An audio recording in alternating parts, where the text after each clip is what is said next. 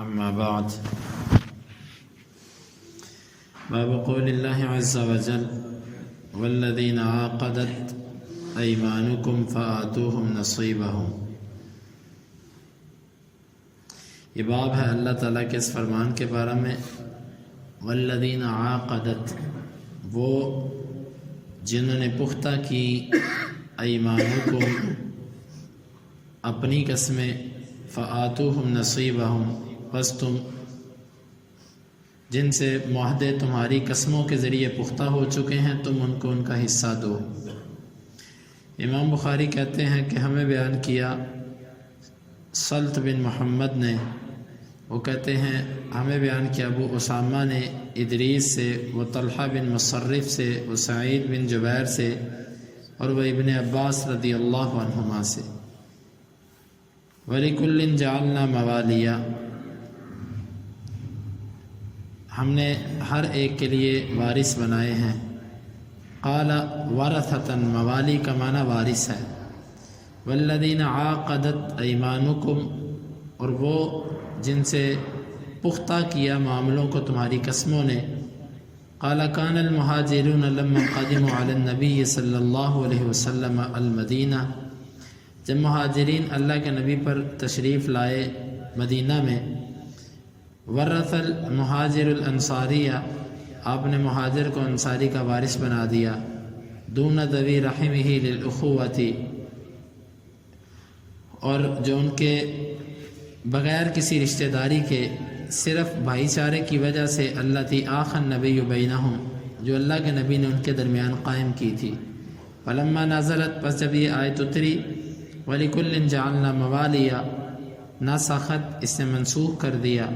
ثم قال، پھر فرمایا، والذین عاقدت ایمانکم الا النصر والرفاد والنصیحہ، ہاں اس سے جو مدد کا معاہدہ تھا، ایک دوسرے کے ساتھ تعاون کا اور نصیحت خیر خواہی کا، وہ باقی رہے گا۔ وقد ذهب المیراث ویوصى له، اور وراثت ختم ہو گئی، البتہ اس کے لیے وصیت کی جائے گی۔ امام بخاری کہتے ہیں ہمیں بیان کیا قتیبہ نے، وہ کہتے ہیں ہمیں بیان کیا اسماعیل بن جعفر نے حمید سے، وہ انس سے، وہ کہتے ہیں قدم علینا عبد الرحمن بن عوف، عبد الرحمن بن عوف آئے، فآخى رسول اللہ صلی اللہ علیہ وسلم بینہ وبین سعد بن الربیع، آپ نے ان کے اور سعد بن ربیع کے درمیان بھائی چارہ قائم کر دیا۔ امام بخاری کہتے ہیں ہمیں بیان کیا محمد بن الصباح نے، وہ کہتے ہیں مجھے بیان کیا اسماعیل بن زکریہ نے، وہ کہتے ہیں ہمیں بیان کیا عاصم نے، وہ کہتے ہیں کہ میں نے کہا انس بن مالک سے، ابالغ کا ان النبی قال لا حلف فی الاسلام، آپ کو اس حدیث کا پتہ ہے کہ اللہ کے نبی نے فرمایا اسلام میں کوئی معاہدہ نہیں ہے۔ فقال، پس وہ کہنے لگے، قد حالف رسول اللہ صلی اللہ علیہ وسلم بین قریش والانصار فی داری، اللہ کے رسول نے قریش اور انصار کے درمیان معاہدہ قائم کیا تھا میرے گھر میں۔ اس سارے باب کا مطلب یہ ہے، پہلے مسئلہ سمجھ، بات جو حقیقت ہے وہ سمجھیں، پھر باب کا مقصد سمجھ آئے گا۔ دور جاہلیت کے اندر لوگ آپس کے اندر معاہدے کرتے تھے۔ وہ معاہدہ کیا ہوتا تھا؟ دو قبیلے آپس میں دوستی کرتے اور کہتے کہ بھائی ہم ایک دوسرے کے دوست ہیں، ایک کی خوشی دوسرے کی خوشی، ایک کی غمی دوسرے کی غمی، ایک کی جنگ دوسرے کی جنگ، ایک کا قتل دوسرے کا قتل، اور ایک کا قرضہ دوسرے کا قرضہ، ایک کا نفع دوسرے کا نفع، ایک کا نقصان دوسرے کا نقصان، یوں وہ معاہدہ کرتے تھے۔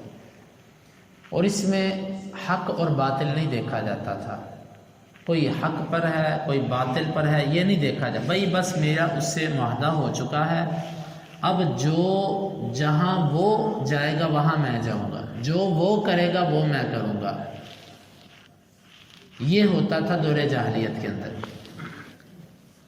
اور شروع اسلام میں اس کو باقی رکھا گیا، اسلام نے بھی اس کو باقی رکھا۔ اسلام شروع میں آپس میں جو معاہدہ ہوتا تھا دو بندوں کا، اس کا چھٹا حصہ دیتا تھا، چھٹا حصہ مقرر تھا مال میں سے، کہ ایک بندہ فوت ہو گیا، ان کا بھائی چارہ تھا آپس میں، تو چھٹا حصہ اس کے بھائی کو دیا جاتا ہے، جس سے زبانی کلامی بھائی چارہ قائم ہو چکا ہوا تھا۔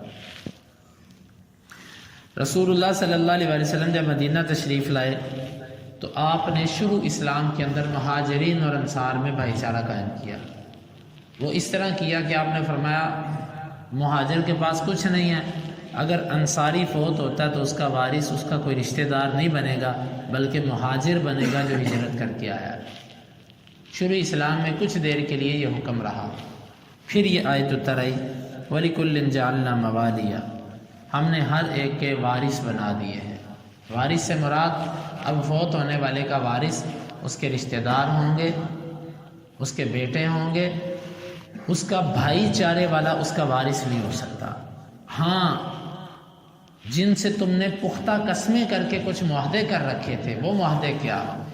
کہ میں تمہارے ساتھ مدد کروں گا، میں تمہارا جو قرض ہوگا میں اس کو اتاروں گا۔ اسلام کہتا ہے یہ معاہدے تم اپنے پورے کر لو، یہ معاہدے تم اپنے پورے کر لو کہ تم نے کسی سے معاہدہ کیا یار جو تمہارا قرض ہوگا وہ میرا بھی سمجھا جائے گا، اگر تم سے نہ اتر سکا تو میں اتاروں گا۔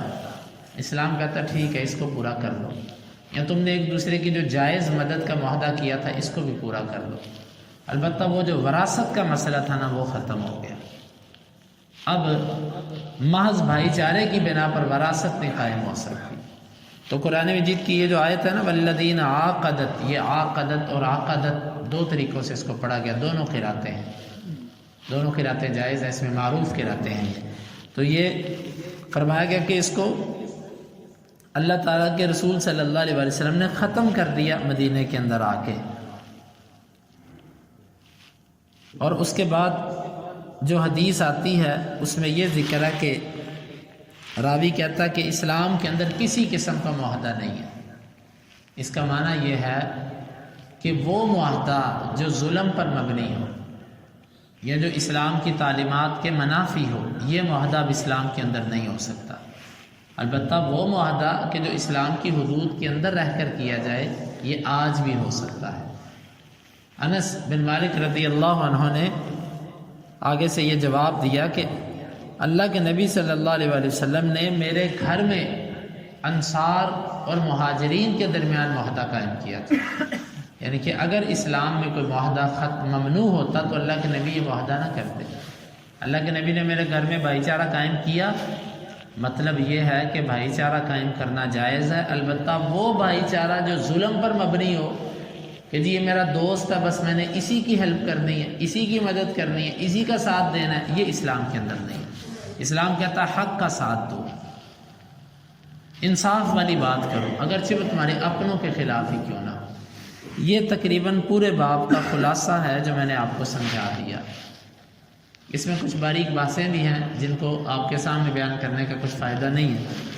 اب یہاں پر سمجھیں کہ اس باب کو امام بخاری کتاب الکفالہ، کفالہ کا مطلب ضمانت کے باب میں کیوں لے کر آئے؟ امام بخاری یہ سمجھانا چاہتے ہیں کہ جس طرح معاہدہ کرنے سے، بھائی چارہ قائم کرنے سے دوسرے کا قرض اور دوسرے کے معاملات آپ کے ذمے آ جاتے تھے، اسی طرح جب تم کسی کی ضمانت دیتے ہو تو جو تم نے ضمانت دی اب اس کے قرضے بھی تمہارے سر پہ آ گئے، وہ بھی تم کو ایسے ہی ادا کرنے پڑیں گے جیسے تم نے کسی سے معاہدہ کیا اور اس معاہدے کے نتیجے میں تمہیں معاہدہ پورا کرنا پڑے گا۔ اسی طرح جو تم نے کسی کی ضمانت دی اب اس ضمانت کے بدلے میں تمہیں اس کا جو بھی جس چیز کی ضمانت دی تھی اب وہ تمہیں پورا کرنا پڑے گا۔ آپ نے کسی بندے کو کہہ دیا میں اس کا ضامن ہوں، تو خالی زبانی کلامی تو نہیں نا، اب آپ کو پیسے دینے پڑیں گے اگر وہ نہیں دیتا تو۔ ہاں اگر وہ خود ادا کر دیتا ہے تو پھر ٹھیک ہے، اگر وہ خود ادا نہیں کرتا پھر آپ کو دینے پڑیں گے۔ یہ ہے امام بخاری رحمہ اللہ کی یہاں پر اس حدیث کو لانے کا مقصد۔ باقی جو اس باب کا مفہوم تھا وہ آپ نے سمجھ لیا۔ اللہ رب العالمین سے دعا ہے کہ وہ ہمیں کتاب و سنت کو سمجھنے کی اور اس کے تقاضوں کو پورا کرنے کی توفیق عطا فرمائے۔